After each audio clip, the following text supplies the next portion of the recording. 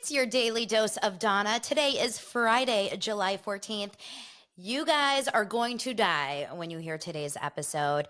I, in fact, had a whole different plan for today. I had a plan where I went live earlier on TikTok as I normally do, and I chatted with you guys, and we talked a little Kim and Croy, and we talked a little, couple random stories out there. We talked about Raquel leaving her mental health facility and owing $200,000 and still holding out on the deal. We can talk about all of that, and I'm happy to go into it deeper. But you guys, I just had a conversation with the Dave Quinn. Dave Quinn is the author of the basically Bravo Real Housewives Bible called Not All Diamonds and Rosé. He's also a writer for People magazine, and he just broke that story that we all saw last week about Kyle and Mauricio separating. And I'm telling you, he's also a friend of mine, so that made it so fun. But this was such a good, interesting, amazing interview that I pushed the other stuff that I talked about live with you guys this morning, and I'm pushing this into today's episode. You guys have to hear it. Before I give you Dave, I do want to tell you one thing. Tonight, 5 p.m., so we're about 4 hours away when I'm telling you this right now, we have our live first happy hour Zoom for my Patreon subscribers. If you hear this and you are not a Patreon subscriber, go on into the Patreon. The link is below.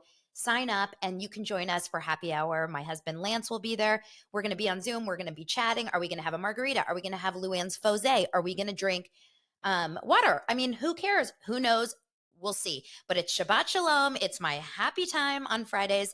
And we will have a fun hour of happy hour chat before Lance and I go out to dinner. So make sure to sign up for that. You can always join the Facebook group for free, Daily Dose of Donna, to get to know more. But you guys, you have to listen to this interview because we talk Jeff Lewis. Dave Quinn has a Jeff Lewis has a very public feud with Dave Quinn. We talk all the Real Housewives. We talk about some of his favorite people on Real Housewives, his favorite franchises. We talk about some of the craziest stories. We talk about Kyle and Mauricio. We talk about Real Housewives of New York premiere and the party this week. We talk about Andy Cohen. You guys, this was a dream come true, and I'm going to have Dave come back on the show because he is a wealth of information. He's so genius. Please, please, please grab your popcorn, grab your drink, hang out on your walk your dogs, dishwashing, whatever the F you do when you're listening to these episodes. You're going to love it. Here's Dave Quinn. And I'll see you guys on Monday or tonight if you join the Patreon. Wow, wow, wow. We have Dave Quinn, the Dave Quinn on Daily Dose of Donna. This is your royalty. Are you kidding me? You're royalty.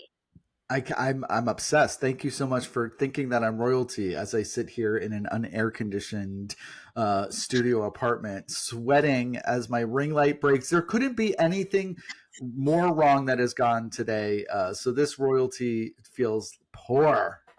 It's relatable. And that is the most important thing. You're an author behind one of the biggest Housewives book ever that we're all obsessed with. You write for People magazine, and yet you're sitting in an unair conditioned studio apartment with breaking ring lights. What's going on, Dave? What's happening? Why do you have air on? Welcome to the truth of this world. I have air on, but it'll be too loud if we're actually recording, unfortunately. So have to keep that off. But welcome to New York. Welcome to New York. Wait, speaking of, we're going to get into this because I can't wait to hear about the Real Housewives of New York premiere party that you were just at. But the other day I was just so, because I want to be on your level, I was in my kitchen and I was air frying something and I was also toasting something and the entire power went out. See, you know what it's like. These electric companies are trying to kill us. I mean, at least they can come out with a silent air conditioner for podcasters like you. Please give it to us. I can't even have a fan going. My goodness. Okay, well, I'm giving you cold vibes right now. I'm just sending you cold vibes. Dave, it is so good to see you, Donna. Thank you so much for having me. So exciting. And I was trying to explain to my audience that we met each other on Clubhouse. Everyone's like, what? What's Clubhouse? R.I.P. R.I.P. I mean, it's still there. Shockingly, people still go on it, but not for us. Dead to us, yeah. It's like the ex-boyfriend we don't want to know existed. But it's true. It was 2021 when I was all over that app. I think that was the same time you were. And you were running a Bravo. What they had was clubs. And what was it called? What was your? It was called Club Bravo. Super Club easy. Bravo. Yeah. Now, I didn't know anything about you at the time, except we share a mutual friend, Erica Reitman. But I know I love her. The But best. Erica told me, oh my gosh, you're going to have to meet Dave. He's such a big fan of all the Housewives reality shows. How long have you been involved in this reality scope? Oh my God, for a long time now. It's probably been about a decade at least, if not longer than that. Of course, I watched as a viewer for forever. And then I started covering it as a journalist when I was at Entertainment Weekly and then at People Magazine. I mean, it's So kind of a dream. it is a You're a fan. dream. It is a dream, but it also can be a nightmare. There are days where there's just so many stories breaking all the time that you're constantly chasing after things, and it's really hard to be able to take a deep breath. I have like 5 stories I need to write by the end of the day. It's like 3 o'clock Eastern, so um, it's an intense day right now. And there are just 2 new breaking things that I saw happen right as I was signing on, and I was running a little late because I was on with the source. There's just so much happening all the time, so sometimes it's really difficult to walk away from it and to have a life beyond it. And it is the 24-hour news cycle, and there are people producing news all the time. Yeah. So it's really been a lesson for me as I've gotten older and longer into this of when to be able to kind of walk away from it and take a bit of a break. It's hard. It's hard. Yeah. Well, I can only imagine because I'm just in the tippy top of it in the TikTok and like podcast space, which is actually like breaking so much news, right? Yes, TikTok. of course. And I'm curious, like from your end, from someone that works for people, how do you keep up? How you can't keep up because TikTok breaks things on the second. It's so They easy to do. break a story. Yeah, and as far as keeping up, I think it is kind of just like anything is. There's been more social media sites that have developed, even Threads now. There's plenty of celebrities on Threads who were never on Twitter, and they're Yeah. communicating in there in different ways. You just have to kind of absorb it all. You also have to be okay with not knowing everything, and you also Yeah. have to be okay with saying it's okay if I'm not first. That there will be other places that will get the story before I will, and I will be able to tell the story as accurately as I can and find a way to move it forward. Yeah, I mean, honestly, it's like it kind of reminds me of Kim Kardashian in this last episode when she's talking to Courtney, and Courtney's like, "When is it enough for you? Like, when are you going to ever be able to say no? How much more?" That's the problem with this. It's almost addictive. Like Yeah. you feel like you need to get that next story, or if you're a reality star, you need to get on the next job, and et cetera, et cetera. But yeah, you have to know when to step away. I'm dying to know what these new breaking stories are that just came to you. I can't really say anything about them because I haven't looked into them enough to actually um, feel accurate to talk about them. That's the whole But it's thing, a right? real house. It's Real Housewife adjacent. Yeah, it's in that Bravo world as always. And, there are things that you're chasing sometimes and developments come along the way. I literally am getting 6 text messages as we speak. I'm watching them pop up on my screen and not responding to them, but lots of panic going on. So something's happening. Oh my gosh, Or I feel like I have to get through this really fast with you because I don't know the panic. I know the don't feeling. worry. I turned my notifications off. I put my phone on silent. I'm allowed to take a break, and it'll all work out fine. All right, well, let's get into it. So Yeah. you wrote this book, like the Bible Mhm. for Real Housewives, not all diamonds and rosé. I listened. I mean, not listened. Oh no, did I listen to? I bought it and then I realized that I could get through it faster if I listened. So I listened to Amy Phillips, right? Amy She was Phillips read it. incredible. I Yeah, she love did the Amy. reading for us. She's so funny and hilarious. It was such an inspired choice to have her join us on this journey, and she did a great job. She did character voices for some of the housewives that she's well known to do, and it really just brought the book to life. It felt very different. I always said that, like reading the book, not a book of facts; it's a book of feelings, and there's a lot of feelings in it. And I did the best when I was writing it that I could to really include everyone's feelings in there. And a lot of times they were very contradictory takes on what happened and very strong takes on how other people treated them. And I tried to represent them as accurately as I could. When you listen to it, I think it comes off a lot funnier than it does when you read it because Amy's Amy. impressions are so good that they give such character to what she's saying. But my hope is that if you went into the book, maybe particularly hating a housewife or not liking even a show, that you came out with a totally different view on it. Because the truth is, I think I love all the housewives, literally all of them. I think they're all super brave for going on TV and exposing a lot about their lives that I never would feel comfortable doing. And truthfully, I'm one of those people that if you threw a glass of wine in my face, I would apologize to you. Be like, Oh I my don't know what I God. did to make you do that, but I'm so, so sorry. I'm So sorry I I just, triggered you. right. So I just have a lot of respect for them for doing anything Yeah. and for putting themselves in positions where they're getting criticized. And that's the reason I really started Club Bravo is because I was on Clubhouse and I overheard a bunch of people criticizing, I think it was Giselle Bryant at the time, and they were saying, oh, she's using this. They thought that she was faking her relationship with her ex-husband. Remember at the time she had gotten Yep. back with Jamal, and they said that was all fake and just for storyline. And I couldn't imagine that somebody would do that to their children, like turn around to their children and say, okay, listen, I'm going to pretend to be with your dad. Or maybe not even tell the children, like, and pretend just to kind of do it for TV. Just for the That story. that felt just very like I think people often think the worst in people. I think the best in people. So I just can't imagine that anyone would really do that. And knowing Giselle, I know that she wasn't doing it for that reason. But they said that she was doing it because she was getting paid $1 million an episode. And I was like, what? You're And like, your facts are definitely wrong. right. So it really helped me recognize just how so many people have very different perspectives on how this whole universe works, and they're often armed with the wrong information, and they often truly believe that things are not as what I think they seem. And so, In like, this you feel case, compelled to share. But wait, this is yeah, so funny that you mentioned this story because I just recorded my live portion, which is the first part of this podcast, right yes, before this interview. And I talked about that I think it's insane that all we're seeing is like the Kim and Croy and the Tori and Dean, and potentially we'll talk about Kyle and Mauricio, like putting their kids in this mix of like, are we together? Are we not? And like, let's pretend that we're divorcing, or let's get divorced and then call it off. This feels crazy that they're getting kids involved in this. Like the Tori in front of the motel with her 5 kids the other day, or Kim, obviously, calling the cops on Croy, and now she's at Costco with him and having fun. It's confusing. yeah. I mean, and I don't think it's confusing, but I don't think it's necessarily different from what divorced parents across the country do all the time.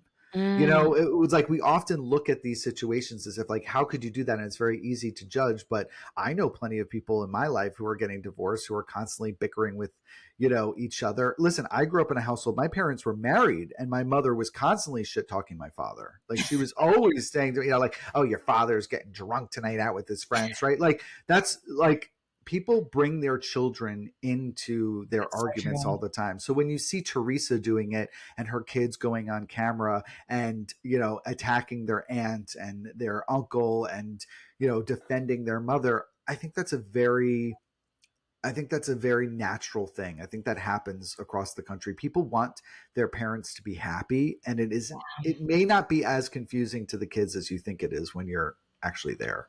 Yeah, that's so true. I was very much part of a crazy ass divorce situation, but I didn't like, See? I mean, it did F me up though, like 100%. And can Oh you imagine no. if the world sees it?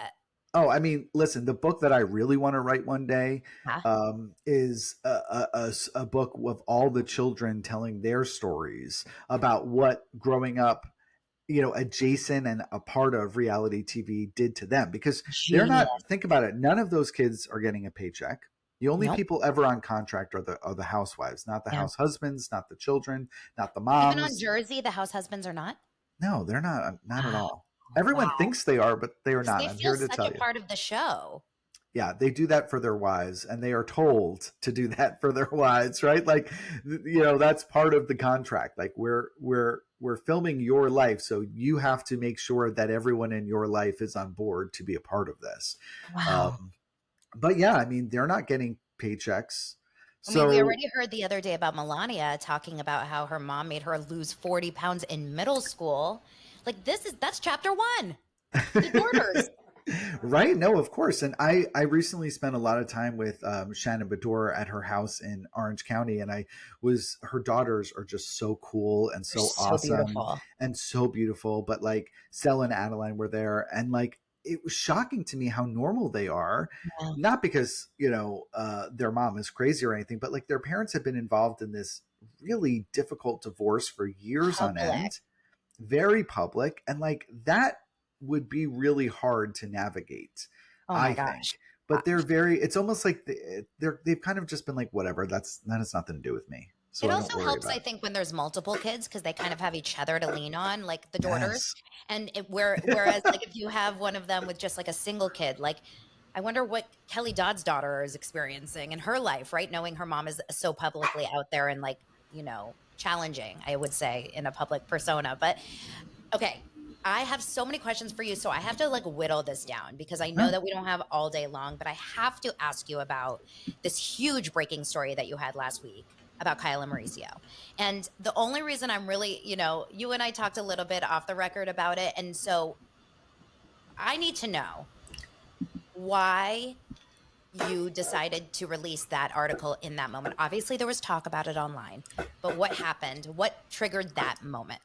Sure. Yeah. I mean, it's something that I had been investigating and reporting on for a long time. I felt like at the time when we put that story up, very confident in the sourcing that I had, Mhm. confirming that information. My source was very clear that it was not a divorce, that it was not a split. If I'm very diligent in my word usage, I am a very specific writer. So if you'll notice, I use the word separation, and my understanding is that's what it is. It's not a legal separation, but it's how they're defining the status of their relationship right now. And it's something that they've been experiencing, as I said in the article, for a while. And they're amicable, they're still living together. And I think just trying to navigate what's happening next for them. So it was the time to put that article out because it was secure enough and everyone was okay with it coming. Yeah, because as someone that writes for people, like on TikTok, we see all the theories, we see all the conspiracies, and people can just say things and just say allegedly. But as someone that writes for people, and that's what I said to you, I trust you. Like, I trust what Dave says because I know that you are so embroiled in that world. You're also friends with, I imagine, a lot of them, and Andy Cohen and Bravo, and you're not just going to throw something out there for People Magazine unless you have legitimate sources. It's not like a Radar Online situation or whatever. Yeah, and that's one of the reasons that I'm really proud to work for People Magazine. I'm just a freelancer there. I still kind of maintain my status as an independent contractor, so I do a lot of other different things in my career. But I love participating and working with people because I like being a part of an organization that is so trusted and that I know is not looking to tear people down and hurt people. You know, that really means a lot to me. I have to be able to put my head down at the end of the night and be able to sleep. And I've never done, and you'll notice even on social media, I don't say negative things about people. I'm not trying to hurt anybody. I don't, it's not who I am as a person. Certainly I have opinions as viewers, and of course I've interacted with a lot of these people behind the scenes, but I don't need to be another voice judging them. There's plenty of other people doing that. I'm really just here to listen to them and try and tell their stories as accurately as I can.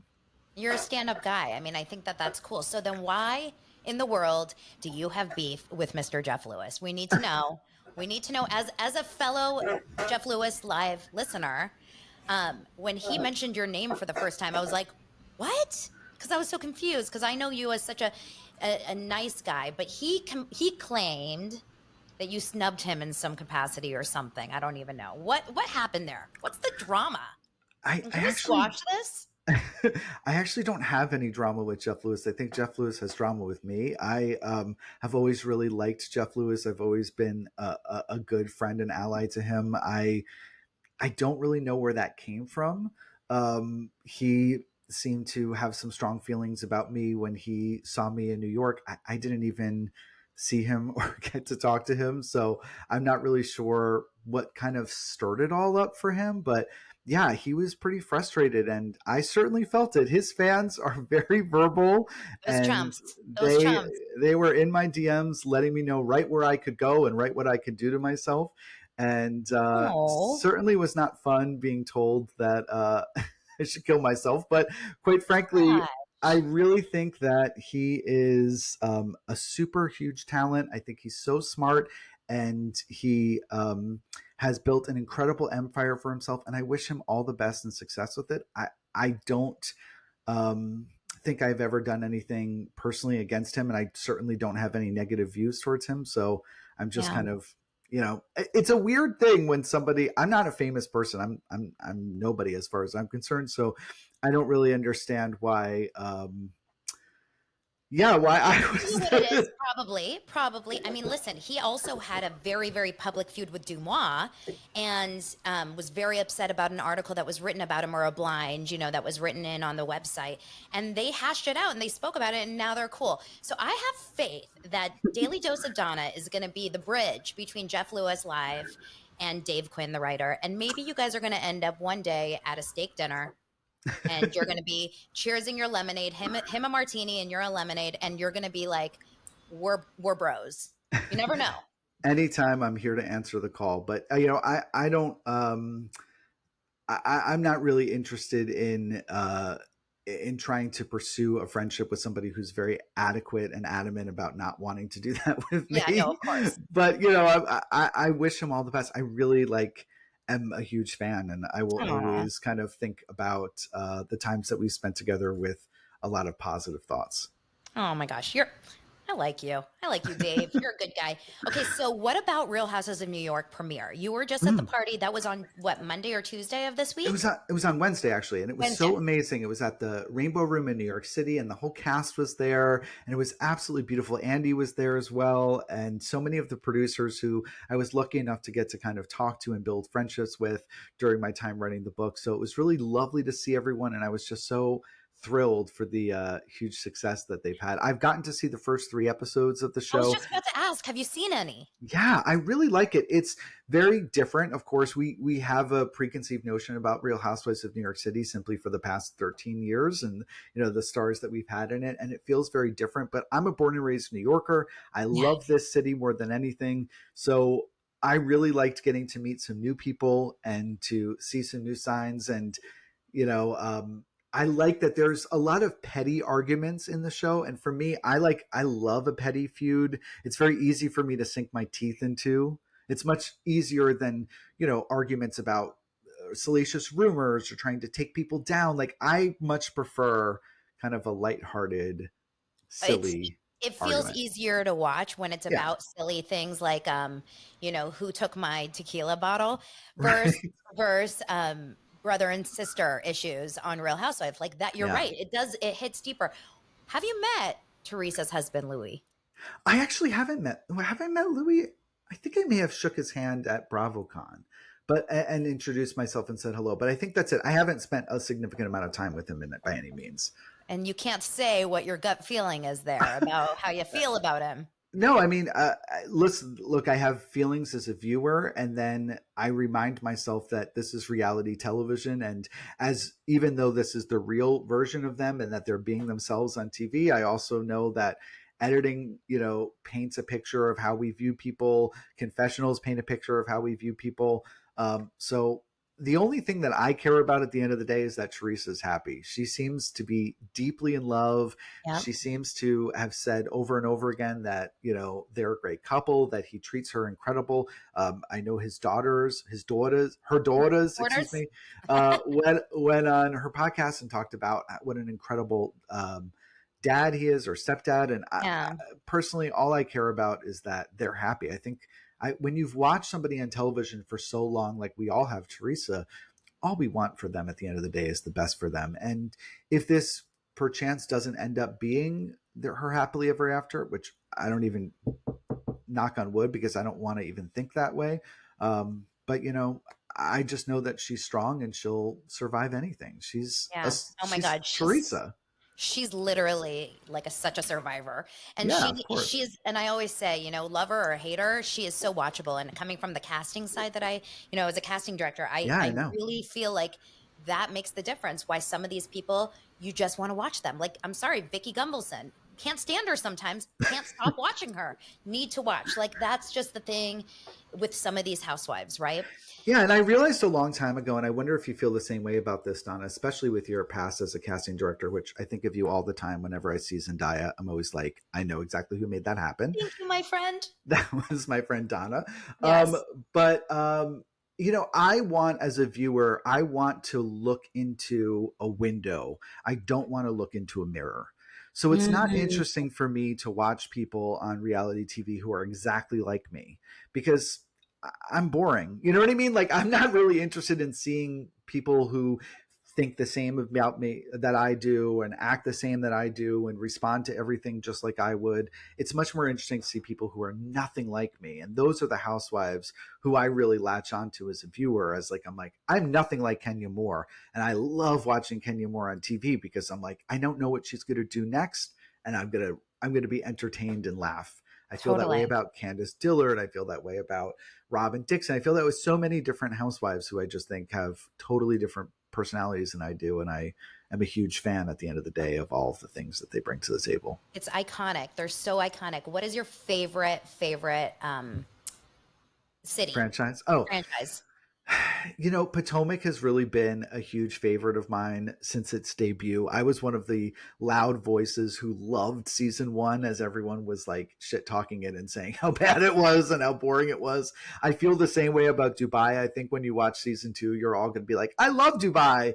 Really? But Because I kind of like fell off during season one. I wasn't that into it at the end. I don't know. I fell in love with it right from the get go, and I think that people are going to love season two. I hear it's incredible, but Okay. I think the one that I feel the closest to, that I have the longest sort of love with, is Jersey, and it's not because I'm from New Jersey. I'm from New York. It's a sister city for me, a sister state rather for me, but um, it's because the fact that that show is built on family and built Yes. on the family dynamic and Italians, and I'm Italian, I really feel connected to watching um, that dynamic. It's Yeah. interesting to me. It's unique to me within the Housewives franchise. I I know that a lot of people were hoping for one of those sisters or sister-in-laws rather to leave. I personally want the family dynamic to remain on Jersey in some capacity. So I really look forward to watching that every single season because I know there are things about Italians and the Italian family dynamic that I'm going to see explored that I'm really interested in. Oh my gosh, I love it. Okay, Yeah. so what's your relationship like with Andy Cohen, real fast? I love Andy. Working with him was an absolute dream come true. You have to Yeah. recognize that, like, this is a man who opened so many doors for the gay community. Oh gosh, He's yes. a pioneer and a trailblazer. And I have always just had the absolute utmost respect for him as a gay man who wants to be a dad one day. Watching Aw. him grow his family has been incredibly inspiring. I feel the same way, by the way, about Jeff Lewis because he engaged having Monroe. That was the first time I had ever seen on television a gay couple go through the surrogacy process, Oh and I was wow, that's really true. touched They by don't that. really they weren't we weren't seeing that much that when she was born. No, no. So those are the sorts of. That's why I will always have such respect for Jeff. But same thing with Andy. I absolutely respect him so much as a dad and think he's just an incredible father. And I've been really inspired by him throughout his career. I remember telling him that when I first started interviewing him, and working with him on the book was kind of a dream come true. I told Dream. him many times and wrote in the book about how he really changed my life. And you know, I think I went into the experience being like, Andy Cohen's going to be my new best friend. and unfortunately, I never really lost the view of Andy as this famous person, right? And I still kind of see him that way. I saw him at the premiere party, and I get so nervous when I'm around him. I'm just like, this is like such a famous person. You know what I Yeah, mean? Like, yeah. so I would too. yeah, I think that my relationship with him ultimately is just of utmost respect and kindness and praise. You're gonna have a hard time if you're looking for someone to say negative things about Andy. It's not going to happen here, No, no, unfortunately. no. And I listened to Daddy Diaries. I just wrapped it actually Yes. a couple days ago, and I laughed out loud so many times. Actually, he got me through a lot of long flights going to Israel and Greece with my family, and I adore his approach to life and his excitement. You really do feel like Andy's one of us in that sense. Like he's a fan of these shows, and he was a fan of like when Scandival happened and all of that. Like he's in the throes of it with us. That being said, I would be scared to meet him that he would not be nice to me, and then I'd be like, oh gosh, now what? It's like when you meet an idol or something and they're not very nice, but I I'll don't just think stay you would away. have that experience, Donna. I don't think you would, because Andy is so nice to everybody, and Oh, he that's is good to really know. gracious and kind and open and loving. I mean, maybe if you approached him when he was with his kids at a restaurant, maybe you wouldn't get that, but um, I don't know how he handles things in that sense. I always think when celebrities are with their kids, it's like a different It's ball totally a game. different vibe. It's totally a different experience when people, like I was just saying also today about how when people go after kids, that is when it feels like, because Garcelle was on Watch What Happens Live yesterday and said that she unfollowed Lala when Lala talked badly about her son. She was like, Yeah, that was it. I just couldn't do it. Moms or parents, like that's until the day those kids die, like we are, or until we die. But I get it. I totally get it. And if I I see get Andy it. Cohen without his kids one day, all I'll do is say, Andy, you are so handsome. And I feel like Oh, that I'll get in. he'll love that. He'll love it. He'll love it no matter what you say. You have incredible, infectious, beautiful, kind energy, and I'm sure he'll soak Oh, it all up. I love you, Dave. You're so sweet. Thank you so much for taking a That's half hour. it. I was expecting there were going to be way more questions. You want more? I will. I want Yeah, to know more. Okay, tell me give your me thoughts on more. Bethenny Frankel. I love Bethenny. Listen, Oh, Bethenny is gosh, oh my God, Donna.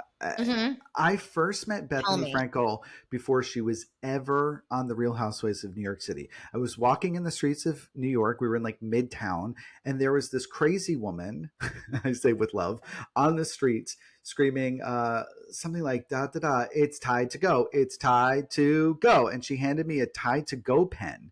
And I Wait, was like, what is going what? on? And it turns out it was for the Apprentice Martha Stewart, and they were filming The Apprentice Martha Stewart. It was a challenge, and she was hawking tied to go pens. And And you didn't see cameras? I saw cameras afterwards, and Yeah. when I was, when someone ran over to sign a release, I never made the cut of the episode. I'll Oh, send you the really? clip though; it's like an absolute hilarious clip. Um, but that's how I first met her. And I was like, I don't know if you've seen someone in person that you are watching from afar and they just have something about them that you kind of can't look away. That was my feelings towards her. I was like, who is this She has woman? it for sure. And what is this energy she's exuberating? And that's how I felt the entire time that I've known Bethenny. I just think that she is, she's such a hard worker, and she has such a incredible, view on, like, she's learned how to monetize her voice, and that's really fascinating to me. She knows how to kind of give you those quick, much better than I'm doing right now, those quick answers in a very Sound bites. Sound yeah, bites. just beautiful Good. sound bites. And she's really fucking great. I I just love love her. I will leave it at this. I loved Bethenny as a housewife, like love, Yes. love, love, and was the biggest fan and had like a post-it saying, I want to meet Bethenny, like obsessed. The TikTok side of her is confusing a little bit to me, but I love her as a personality on TV. She's amazing like Yeah. that. She's entertaining beyond. And I say, by the way, what you just say, I totally understand why you say that. I'll say that the TikTok personality of anyone is confusing to me, because I feel like I've lost, like I'm 41, but I still feel like a generation behind that TikTok thing, and I can't really grasp my head on it. She certainly has an opinion about everything, and she certainly is like knows that she is going to express it all the time. And for that, it's the same reason why I wanted her in the beginning as a housewife to be on the show all the time when she wasn't, is because I always want someone who's going to speak their mind. So I'm not going to criticize her for speaking her Yeah, I mind mean, now. exactly what you're saying is so true. The same reasons that you loved her, that filter free, not calculated, not produced experience on a show like Real Housewife is so hard to find, but you get it with certain people like her. And Yeah. it's so she is entertaining. Okay, what about you mentioned something on a tweet, I feel like I could be saying this wrong, about how some housewives asked you to get paid for your time getting interviewed. So you interviewed did you interview all the housewives from every franchise, or how many did like? Do you I remember how many? I went out to every single one. I think there was like 20 who said no. And But were yeah, those for the most part like kind of one season people, like the Carltons? well, there were a variety of them for variety of reasons. I actually spoke to Carlton, which Oh, was you great. did. But Joyce, who was a one season housewife that same season, she wasn't interested in speaking. She said that she felt as though some of the things that had been said to her by Brandy when she was on the show in her mind were very racist, and she didn't want to go back and relive all of that. Yeah. And as many times as I said to her, well, I want to hear you say that story and let me try and Share give your you the story. space and the opportunity to kind of let people know that, she wasn't interested in it. And at the end of the day, I have to respect that. I have to respect when people said no. But Bethenny didn't want to participate. Nene didn't want to participate. It's She so was going through a confusing. hard time with the network. Yeah. And Bethenny, of course, now is, at the time, she was really like, I don't really want to go back and talk about Housewives. Now she's gone back and talks a lot about Housewives. There's a podcast about it. Right. And I fully respect her for doing that. I wish that it was part of the book, because I would have loved that completionist portion. But of course, I understand and I fully respect. So I spoke to as many of them who would speak to me. Yes, some of them did ask to be paid, which I don't think is a bad question. When you think about it, and especially as you and I are watching the SAG-AFTRA and writers' strike happen all around us, and so many hardworking people asking for compensation for the amount of entertainment that they have offered this world, I think it's fully fair to be fighting for that. And if reality stars unionized, Oh my I mean, gosh. wow, can you imagine? Think about how many people they don't get paid for residuals. They don't get paid, for any of the streaming money that these networks are making off of them. They're not getting paid for Merch. If they're merch. not creating it. Yeah. Right. So I completely understand why a housewife would ask for that. But yes, a few of them did ask for money, and some of them agreed after I said no, and some of them disagreed after I said no. I would just never want to pass up on the opportunity to be part of that book. If I was a housewife for 1 season or 10 seasons, like it, to me, it literally feels like it's going to go down in history as like a real cultural kind of representation of what this was. Are you going to do a second part? There has to be more. Well, I think the answer to that question really is the demand of it. I mean, I would hope that we would do a second part. I will say that there were, and my first chapter about Orange County was like 500 pages. It was so long. So there were so much information that had to be removed from the book simply because there wasn't enough space for it all. And there's been so much that's happened since. I would hope Yeah. that, but it may be another 15 years until we get Yeah. to that part. I did tell every housewife, even the ones who said no, whether you choose to interview with me or not, you are going to be in the book.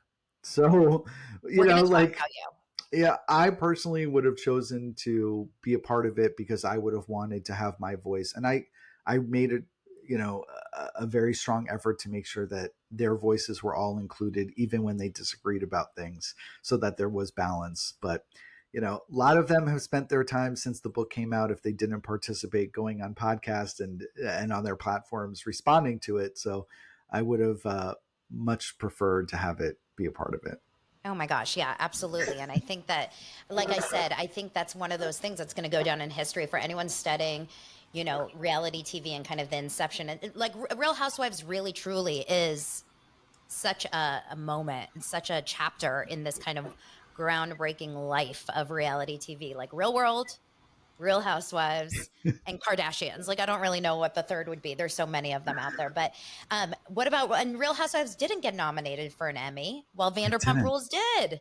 And I know Yeah, Andy was a little bummed about that.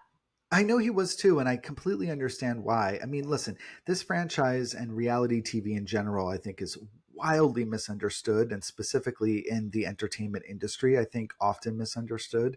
My hope, again, when I created this book, was uh, to show how much work goes into these things, how strong these stories are, the good intentions that the producers have, and their demand and sort of integrity when they're putting together all of these stories.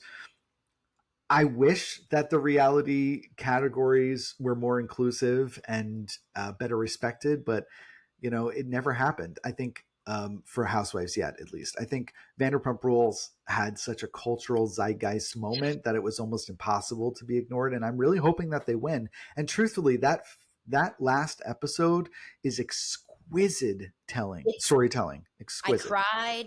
I was emotional. I was on the edge of my seat. I felt like I was watching Black Mirror. Like, it's not normal how groundbreaking that episode was. You really felt like a fly on the wall in a category, in a situation you shouldn't have been.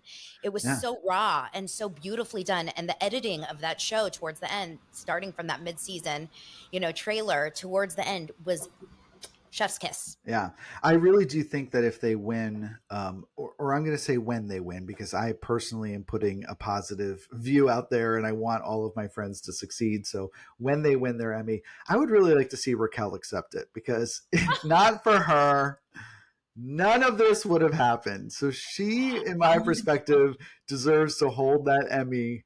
Can you say, imagine you're welcome.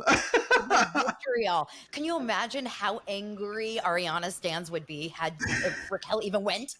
I take nothing away from Ariana. Don't get me wrong. Ariana is a queen, and she went through a horrible thing, and I think she's really just shown such success after it. But yeah, if not for Raquel, let's all be honest. But the narcissist in Sandoval is going to be like, "What do you mean? It's because of me. I'm the one that did it, not her." That's true. That too. You guys, okay, this is so fun. And honestly, I really, I'm very cognizant of our timing, but I feel like I want you to be a regular guest. Like, I want you to come on the show once every few weeks or whatever, whenever you have some time, and just we'll chat about stories that are happening in the news. I would be happy to. Listen, I am a regular viewer. I'm a regular listener. I want all of your success as well. I'm just so proud of you, because you have really created such an incredible community. And again, you are somebody who is such a hard worker, and you have such a gift for gab. And I'm so proud of all of the success that you've had. Really, I mean, you're the best, Dave. No, seriously, it's so fun. And I love kind of growing up in the industry with you. You said you're 41 and you're too old for TikTok. 42, baby. 42. Right. And okay. I am on there. So we're going to have to get you on the tiki-takis, as the old people say. Yes. My boyfriend calls it the tiki talk. Oh my God, so good. When I come out to New York, I'm definitely going to hang out with you, because I told my son that I was going to be able to take him soon for a Broadway show. That's his thing. So please, I'll help you out. I'll help you. I cover those are the beats I cover at People, is Broadway and Bravo. So as I say, all drama all the time. I love it. So if people want to contact you or find you or have any sources for you, what's the best way? Just Instagram or Twitter or Thread? Whatever you can find me on. I'm on social media. I'm at 9daves, NINEDAVES, on all of those platforms. And yeah, shoot me a message. I love to chat with people, and I'm just so appreciative. Putting out this book, I'm a huge fan, and I just wanted to, and every article I write is the same thing. I'm just a fan, and I want to service the fans. I want to provide them with the information that they're interested in. I am on the other end of the phone call asking the questions I think you want to know the answers to.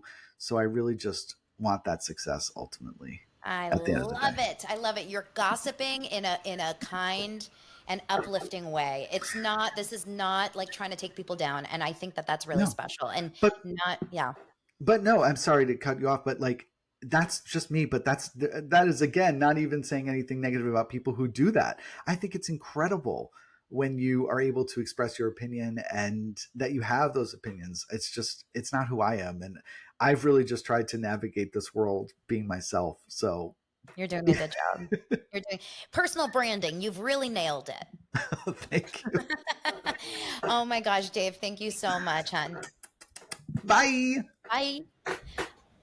I love you. That was awesome. I love you too. That was really